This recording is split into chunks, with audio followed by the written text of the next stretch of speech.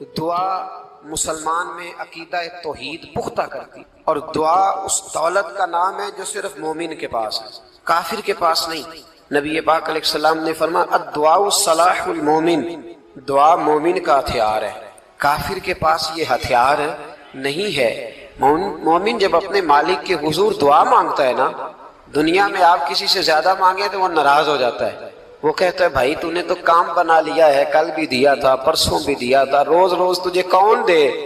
میرے نبی پاک علیہ السلام نے فرمایا جو اپنے رب سے زیادہ مانگتا ہے رب اس سے زیادہ راضی ہوتا ہے، زیادہ راضی ہوتا ہے۔ اب دعا مخصوص اوقات نہیں دعا کے، فرمایا اذا دعان، جب بھی دعا مانگو گے تمہارا رب تمہاری دعا کو، جب بھی دعا تو دعا کرتے رہنا چاہیے، ہر وقت دعا میں بندہ شامل رہے، اللہ کے ذکر میں شامل۔ یہ جو قرآن مجید نے کہا نا یا ایھا الذین آمنوا اذکروا اللہ ذکرا کثیرا، اے ایمان والو اپنے رب کا ذکر کثرت سے کرو، وسبحوہ بکرۃ واصیلا، اور صبح و شام اسی کی پاکی بیان کرو۔ تو اس سے مراد یہ نہیں ہے کہ تسبیح لے کے سارا دن مسجد میں بیٹھے رہو اور کام کوئی نہ کرو، بلکہ اس کا مطلب یہ ہے کہ روٹی شروع کرو تو اللہ کے نام سے، اختتام کرو تو اللہ کے نام، سو جاؤ تو رب کا نام لے کے، سویرے اٹھو تو اللہ کا نام لے کے، جب تمہیں کوئی چیز اچھی لگے تو ماشاء اللہ کہو، جب کوئی مصیبت آئے تو کہو انا للہ و انا الیہ راجعون۔ تو سارا دن اللہ کا ذکر جاری رہے۔ نبی پاک صلی اللہ علیہ وسلم نے مسلمان کو ایک دوسرے سے ملنے کا طریقہ بتایا۔ مصیبت آئے تو کیا کہنا ہے؟ صرف فوتگی پہ نہیں کہنا، اس کی وضاحت کر دو۔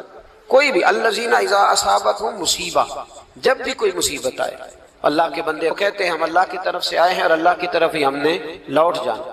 تو میرے عزیز ہر وقت اللہ کا ذکر جاری رہے گا، ہر وقت زبان پہ رب کریم کا۔ دیکھیں نا نبی پاک علیہ السلام نے ہمیں ملاقات کا طریقہ بتایا۔ ایک صحابی آئے تو انہوں نے آ کے کہا السلام علیکم، نبی پاک علیہ السلام نے فرمایا رب تعالیٰ نے اسے 10 نیکیاں عطا فرمائی ہیں۔ دوسرے آئے تو انہوں نے کہا السلام علیکم ورحمۃ اللہ، تو محبوب فرمانے لگے، امام بہقی نے اس کو لکھا ہے، محبوب فرمانے لگے رب کریم نے اسے 20 نیکیاں عطا فرمائی۔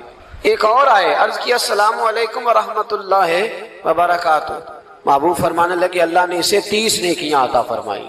اچھا اس کا مطلب کیا ہے؟ السلام علیکم، تم پر سلامتی ہو، سادہ ترجمہ یہ ہے کہ تم سلامت رہو، تم سلامت رہو، ورحمۃ اللہ وبرکاتہ، تم پر اللہ کی رحمت بھی ہو اور اس کی برکتیں بھی ہو۔ وہ کیا کہتا ہے؟ وہ کہتا ہے وعلیکم السلام، تم پر بھی سلامتی ہو، ورحمۃ اللہ وبرکاتہ، اللہ کی رحمت ہو اور اس کی۔ یہ جو مسنون دعائیں ہیں نا جو حضور نے ہمیں دعائیں سکھائی ہر موقع پہ، ان کا کمال دیکھیے۔ اب ایک مسلمان نے آتے کہا السلام علیکم، اس کا مطلب کیا ہے؟ تم پر۔ اب وہ جھگڑا کرے گا، اسے مارے گا، اس کا مال چھینے گا؟ اس نے تو آتے ہی کہا تم پر سلامتی ہو۔ تو جو سلامتی کی دعا دینے والے ہیں وہ جیب تھوڑی کاٹیں گے، وہ غبن تھوڑی کریں گے، ڈاکہ تھوڑا ڈالیں گے۔ اسلام نے لفظ ہی وہ سکھایا ہے کہ فرمایا جب تم نے ملنا ہے تو تم نے دعائیں کرنی ہیں ایک دوسرے کے لیے۔ اب ہمارے ہاں نئے نئے لفظ آ گئے، ٹیلی فون اٹھایا تو کہا ہیلو، اس کا کیا ترجمہ ہے؟ کون ہے، اس کا کیا ترجمہ ہے؟ جی جناب، اس کا کیا مطلب؟ ہم نے دیکھا بڑے بڑے سمجھدار لوگ السلام علیکم کی بجائے کہتے ہیں کیا حال ہے۔ بھائی کیا عجیب بات ہے، بھائی کیا حال ہے کا کیا مطلب ہوا؟ وہ بعد میں کرنے کی بات ہے۔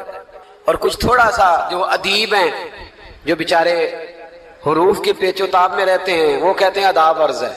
وہ کیا ہوتا ہے جی؟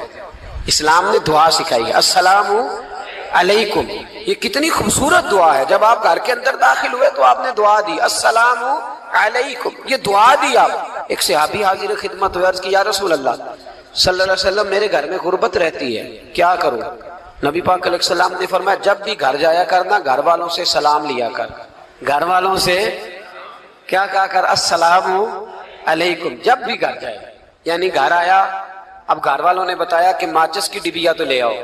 اب یہ دکان کونے پہ تھی گھر والے پہ، وہاں سے ماچس کی ڈبیا لے کے واپس گیا تو کہنے لگا السلام علیکم۔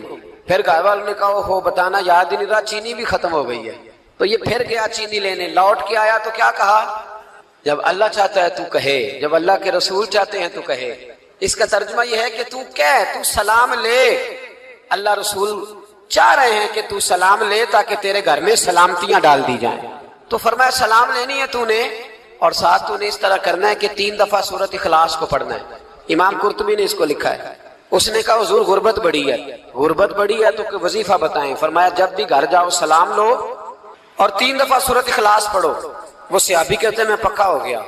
اب وہ کچھ دنوں کے بعد، کچھ عرصے کے بعد، کچھ مہینوں کے بعد واپس آئے تو صحابہ کرام علیہم رضوان فرماتے ہیں ہماری خواہش تھی کہ یہ کچھ بیان کرے، اب بتائے جو وظیفہ لے کے گیا تھا اس کا رزلٹ کیا نکلا. کہتے اس نے بڑی حیرت انگیز بات کی، حیرت انگیز عجیب انداز میں. کچھ لوگوں کا دل ہوتا ہے نا کہ مجھے ملے میرے پڑوسی کو نہ ملے، اور کچھ کا دل ہوتا ہے یار مجھے بھی ملا ہے اور الحمدللہ میرے پڑوسی کو ملا ہے. تو صحابی جب حاضر ہوئے تو صحابہ کہتے ہیں ہمیں تجسس تھا کہ یہ کچھ بتائیں. تو حضور نے فرمایا کیا حال ہے تیرا؟ کہا یا رسول اللہ کمال ہی ہو گئی ہے حضور، میں جب بھی گھر جاتا ہوں سلام لیتا ہوں اور 3 دفعہ سورۃ اخلاص پڑھتا ہوں، میں تو امیر ہو ہی گیا ہوں، میرے تو ہمسائے بھی امیر ہو گئے. کتنا پیارا ہے یہ جملہ، کتنا حسن ہے. اتنا اچھا لفظ کسی اور کے پاس ہے ہی نہیں جو الفاظ ہمیں ہمارے رسول نے عطا فرمایا. اس کو اپنائیے، اس کو اپنائیے. یہ الگ بات ہے کہ لوگ مطلب کے لیے سلوٹ کر لیتے ہیں بڑا سارا، لیکن مطلب کے لیے نہیں. جس کو جانے اس سے بھی سلام لیں، جس مسلمان کو نہیں جانتے اس سے بھی. تو نبی پاک نے ہمیں مسنون دعائیں سکھائیں. رات کو جب سونے لگے اللہ کے رسول صلی اللہ علیہ وسلم نے ہمیں دعا سکھائی. حضور نے فرمایا جب سونے لگو تو مسلم شریف میں فرمایا تم نے یہ دعا پڑھنی، اللہم باسمک اموت واحیا. تم نے کہنا اے اللہ میں تیرے نام پر مرتا ہوں اور تیرے نام پر جیتا ہوں. نبی پاک صلی اللہ علیہ وسلم نے ایک حدیث میں فرمایا کہ یہ جو نیند ہے نا یہ موت کی چھوٹی بہن ہے، یہ موت کا ایک حصہ ہے. جس طرح انسان سو جائے تو کوئی خبر نہیں ہوتی کیا ہو رہا ہے، بالکل وہ اٹھا ہے تو اس نے کہا ہو یہ کیا ہوا. سو جاتا ہے نا آدمی، اسے خبر نہیں ہوتی. اوہو میں نے تو 11 بجے اٹھنا تھا، یہ تو 3 بج گئے. اب اسے خبر نہ رہی. سوتے ہوئے لوگ چوری کر لیتے ہیں، بلکہ اس طرح بھی ہوتا ہے کہ آدمی نے گکھڑ اترنا تھا، وہ پنڈی سے آ رہا تھا لیکن وہ سویا ہوا تھا. آنکھ تب کھلی جب کاموں کی آ گیا تھا. اب اس کا اس پر زور تو فرمایا کیا پتا اب تو کھل گئی کاموں کی، جا کے لاہور جا کے کسی جگہ پہنچ کے. تو یہ بھی ممکن ہے کہ کھلے ہی نہ، نیند ہی موت کا سبب بن جائے. تو کہہ کے سو کہ یا اللہ تیرے نام پہ سو رہا ہوں. اللہ کس نام پہ سو رہا ہوں یار؟ اگر ہم ان دعاؤں کا حسن سمجھے مت اللہم باسمک اموت واحیا، یا اللہ میں تیرے نام پہ سوتا ہوں اور تیرے نام پر اٹھتا ہوں. گویا کہہ رہا یا اللہ میری نیند بھی تیرے فضل سے ہی ہے، اور اگر آنکھ کھل جائے تو وہ بھی تیرے فضل سے ہی ہے. کتنا اعلیٰ نبی پاک علیہ السلام نے انداز سکھایا. اور پھر بخاری شریف میں حدیث موجود ہے، فرمایا جب اٹھو تو کہو الحمدللہ الذی احیانا بعد ما اماتنا والیہ النشور. فرمایا جب تم سو کے اٹھو تو پھر کہو اے اللہ ساری تعریفیں تیرے لیے، تمام تعریفیں جس نے ہمیں موت کے بعد حیات دی. موت کے بعد فرمایا احیانا بعد ما اماتنا، ہمیں مرنے کے بعد گویا اللہ کا شکر ادا کر کے آنکھ کھل گئی. دیکھیں کس طرح اسلام مسلمان کو اللہ کے ساتھ جوڑتا ہے. فرمایا شکر کر، آنکھ کھل گئی.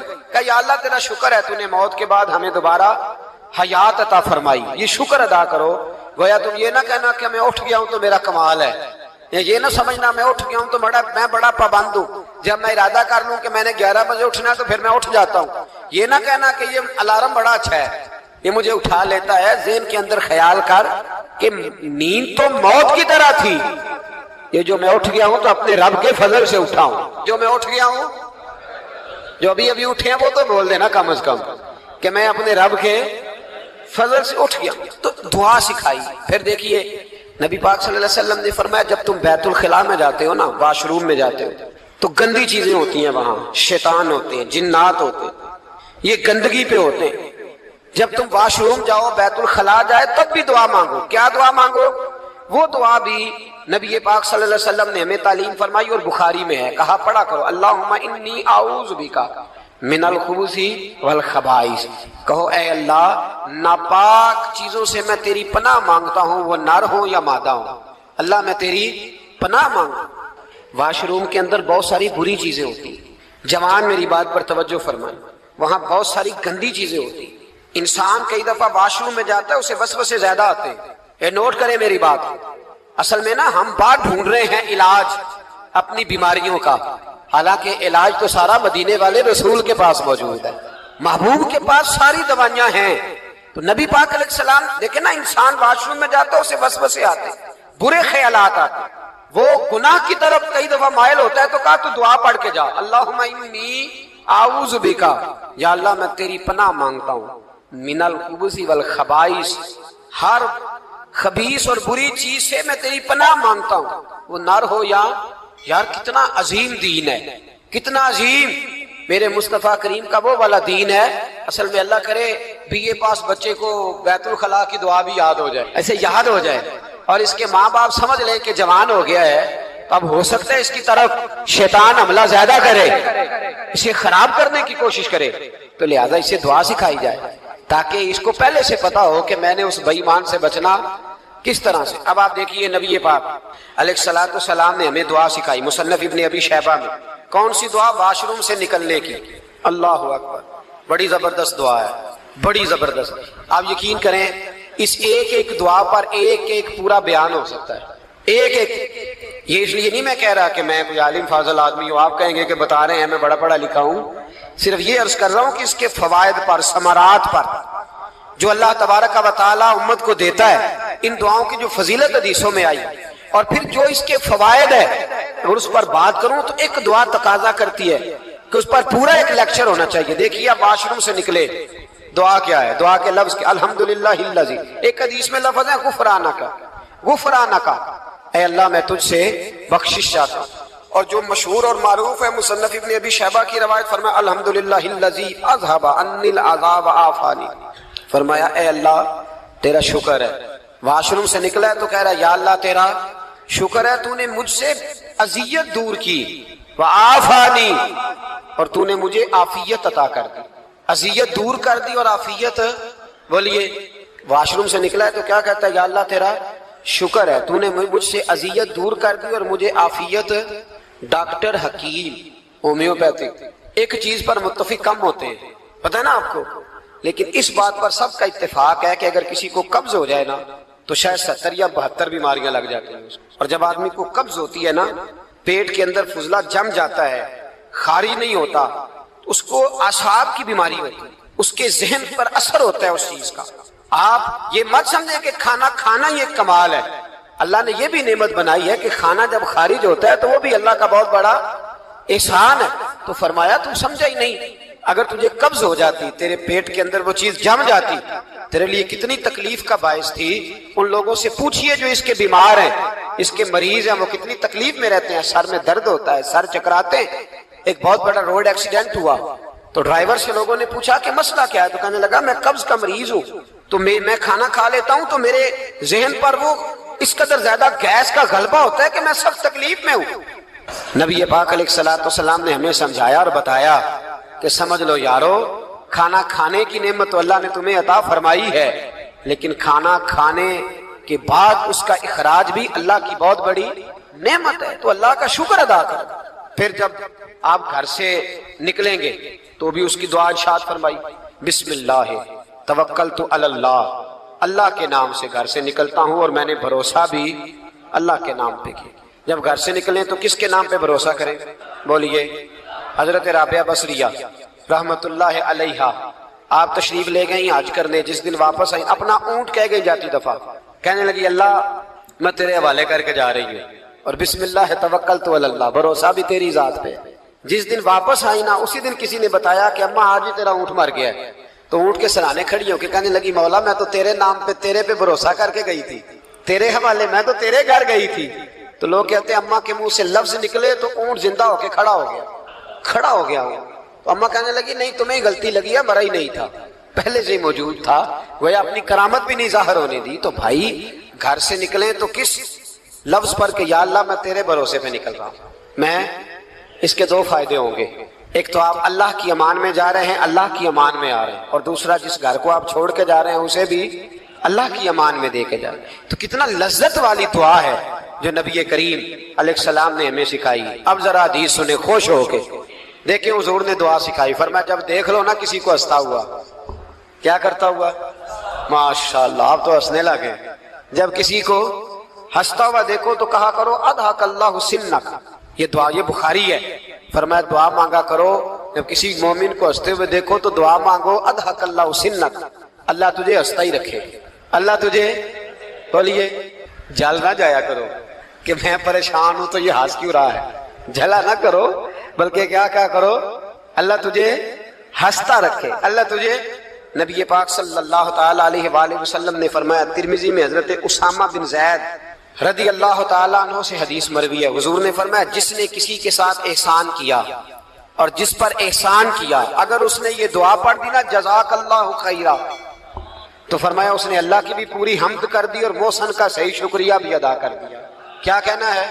جزاک اللہ، اللہ تجھے بہترین جزا عطا کرے. اس کا ترجمہ کیا ہے؟ اللہ تجھے بہترین، کیونکہ حضور فرماتے ہیں من لم یشکر الناس ولم یشکر اللہ، جس نے بندوں کا شکریہ ادا نہیں کیا اس نے اللہ کا بھی شکریہ ادا نہیں کرنا. تو کیا کہنا چاہیے؟ جزاک اللہ خیرا.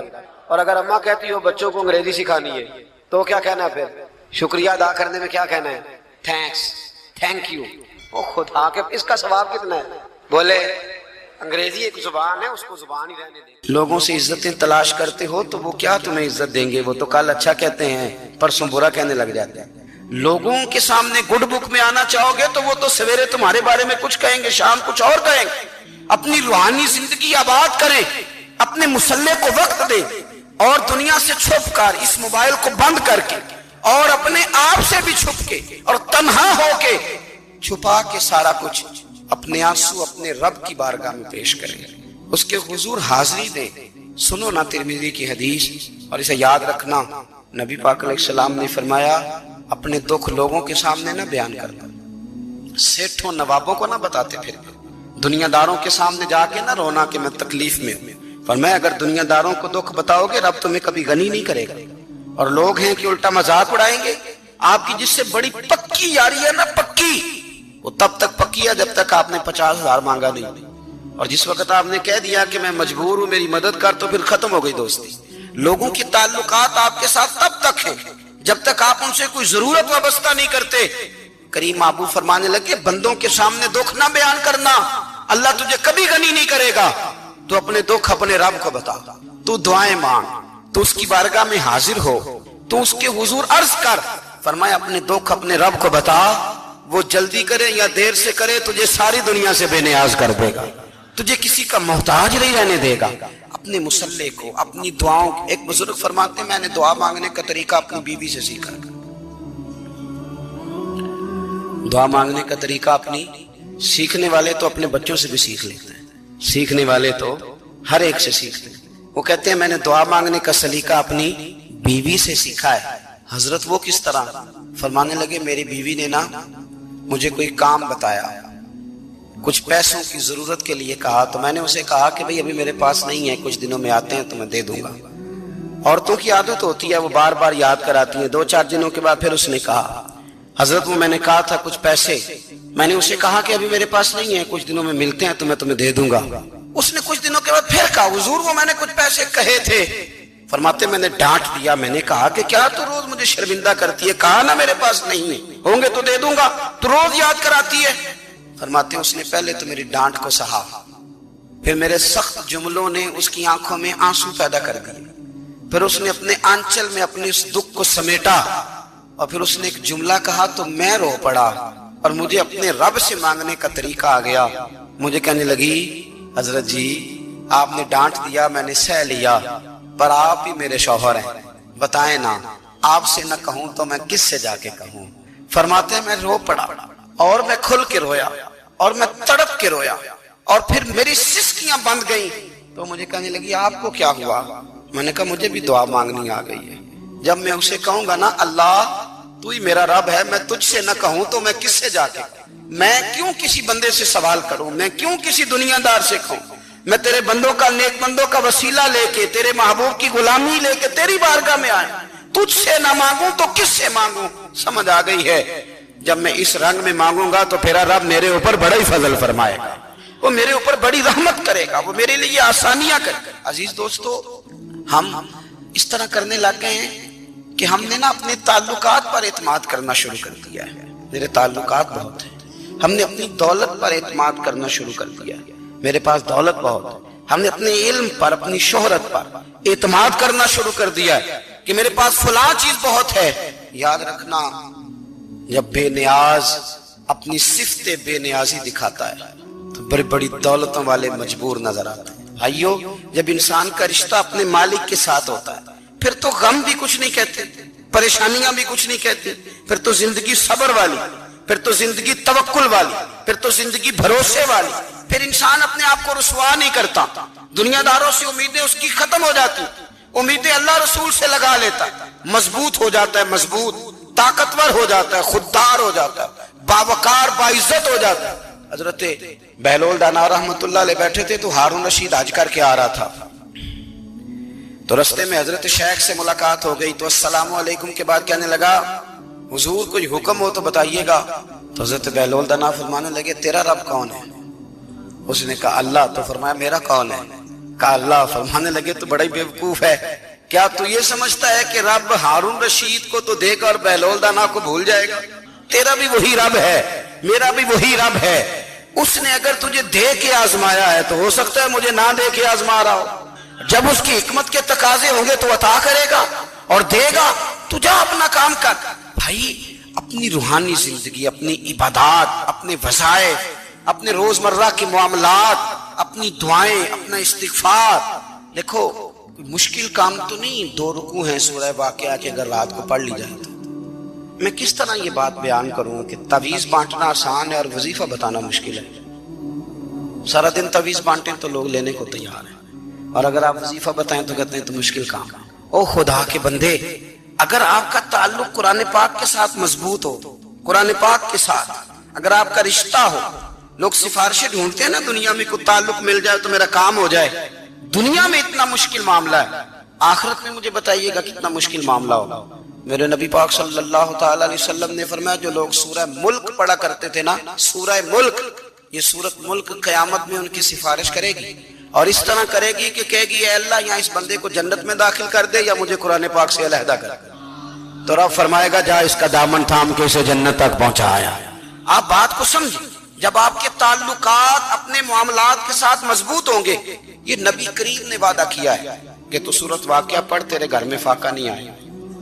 حضرت عبداللہ ابن مسعود رضی اللہ تعالیٰ عنہ بیمار تھے تو حضرت عثمان غنی رضی اللہ تعالیٰ عنہ تیمارداری کے لیے تشریف لے گئے اور جا کر کے کہا کہ آپ بڑے بیمار ہیں، آپ کی بیٹیاں زیادہ ہیں، میں چاہتا ہوں کہ خزانے میں سے کچھ مدد کروں۔